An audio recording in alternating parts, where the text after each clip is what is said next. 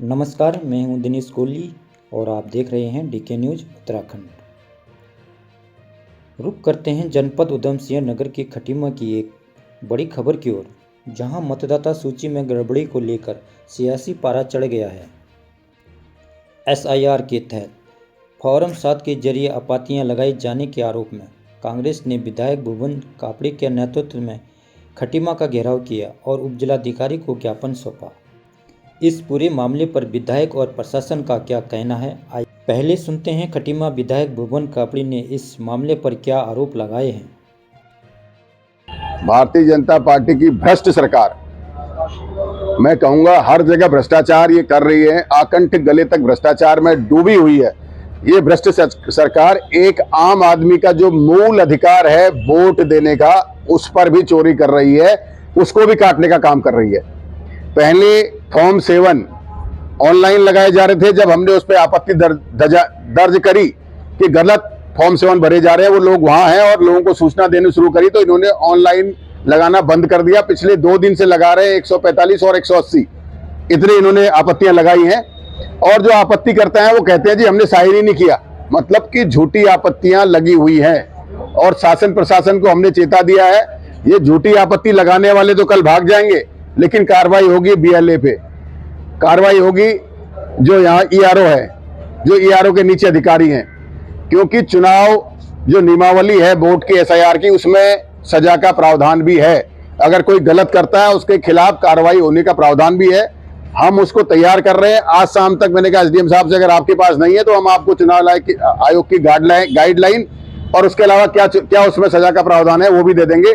तो आज पता चलता है कि 1000 आपत्तियां ऑफलाइन तहसील में जमा कर दी ताकि किसी को पता न चले। लेकिन कांग्रेस पार्टी सजग रूप से, क्योंकि हम अंबेडकर को मानने वाले लोग हैं, बाबा साहब के संविधान को मानने वाले लोग हैं, तो लोगों का जो मूल अधिकार वोट है, जो बाबा साहब ने कहा कि सरकार जनता चुनेगी, तो उसके बचाने के लिए हम सजग हैं। और ये अंबेडकर साहब के संविधान को उलट पुलट करने वाले, संविधान को न मानने वाले लोग हैं, इसलिए ये आपत्तियां फर्जी लगा रहे हैं। हम सजग प्रहरी के रूप में काम कर रहे हैं। और 1000 जो आपत्तियां आई, हमने कहा भाई किन लोगों ने लगाई, तहसील में देने कौन आया, अगर देने आया तो उसकी सीसीटीवी रिकॉर्ड है, उसने अगर आपको दी तो आपने कोई रिसीविंग उसका फोटो खींचा है, कोई वीडियो बनाया है, तो कुछ नहीं। तहसील में सारे कर्मचारी मुकरते हुए नजर आए कि हमने रिसीव नहीं करी, हमने रिसीव नहीं करी। आरके ऑफिस कहता है हमने रिसीव नहीं करी, तहसील एसडीएम ऑफिस कहता है हमने रिसीव नहीं करी, जहां 2 जगह रिसीव हो सकती थी। ये आने वाले समय में जो कर्मचारी हैं उनके खिलाफ कार्रवाई के लिए ये ऐसा काम कर रहे हैं। कार्रवाई उन पे होगी, क्योंकि लगाने वाले तो भाग जाएंगे, और जो गलत आपत्ति लगा रहे हैं उसके ऊपर भी कार्रवाई होगी। इसलिए हमने उपजिला अधिकारी से कहा है कि जो नियमावली है उसी को फॉलो किया जाए, उसके इतर उतर अगर जाएंगे तो हम कानूनी कार्रवाई के लिए भी बाध्य होंगे और हम करेंगे। और जो 1000 आपत्तियां उनको बुलाइए, कहाँ हैं वो 400 लोग जो आपत्ति देने के लिए आए।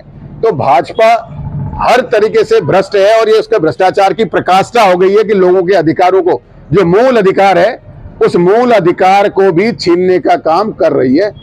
अब मैं आपसे कहना चाहता हूं कि जब भारत आजाद नहीं था, उस समय जब वोट देते थे कुछ निश्चित लोग होते थे कि भाई कोई ग्रेजुएट है या कोई थोकदार है, बड़े बड़े लोगों को वोट देने का अधिकार था। लेकिन अंबेडकर साहब के संविधान ने, पंडित जवाहरलाल नेहरू जी की सोच ने, गांधी जी के संरक्षण ने और सरदार वल्लभ भाई पटेल के सहयोग ने हर व्यक्ति को वोट देने का अधिकार दिया। हिंदुस्तान की आजादी के बाद सबसे बड़ा अधिकार वोट देने का था, जिसे आज ये छीन रहे हैं। इससे स्पष्ट होता है कि कहते थे तब ये भी अंग्रेजों के समर्थक थे, क्योंकि वो आज वैसा ही काम करने लगे हैं जैसे अंग्रेज करते थे। टकराव का नहीं, तनाव का माहौल है हर गांव में, और ये तनाव का माहौल पैदा कर रहे हैं भारतीय जनता पार्टी के लोग, जो फर्जी आपत्तियां लोगों से लगवा रहे हैं। मैं उन साथियों को भी आपके माध्यम से बताना चाहता हूं, किसी भी कागज में अगर आपके कोई साइन कराने लाए तो साइन मत करिए। ये आपसे आपत्ति लगवा देंगे, आपके गांव में झगड़ा करवा देंगे और बाद में आप झगड़ते रह जाएंगे या निकल जाएंगे। इनसे कहिए अगर आपत्ति लगानी है तो अपने नाम से लगाइए। तो आपने सुना, विधायक ने ऑफलाइन फॉर्म 7 और सीसीटीवी फुटेज की मांग को लेकर सवाल उठाए। अब सुनते हैं इस पूरे मामले पर प्रशासन का क्या कहना है। उप जिलाधिकारी तुषार सैनी ने क्या सफाई दी है। आपत्तियों को लेके जो है एक प्रतिनिधिमंडल माननीय विधायक जी के नेतृत्व में मिला है।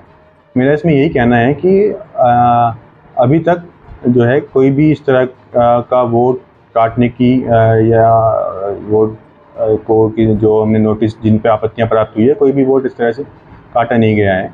और जिस तरह की शिकायत की जा रही है कि इसमें वोट काटने का कोई प्रोसीजर अपनाया गया है, ऐसा कुछ नहीं हुआ है। तो आपत्तियां रिसीव की जा रही हैं, आपत्तियों को ऑनलाइन किया जा रहा है। जो नियमानुसार 15 दिन का टाइम इसमें दिया जाता है वो दिया जाएगा और उसी के क्रम में आगे की कार्रवाई की जाएगी। देखिए, हमने जो आपत्तियां रिसीव की हैं उसमें हमारी ओर से सघन जांच की जा रही है। अगर कोई इस तरह से गलत नाम से आपत्ति पाई जाएगी तो हम उसमें को वहीं पे रिजेक्ट करेंगे।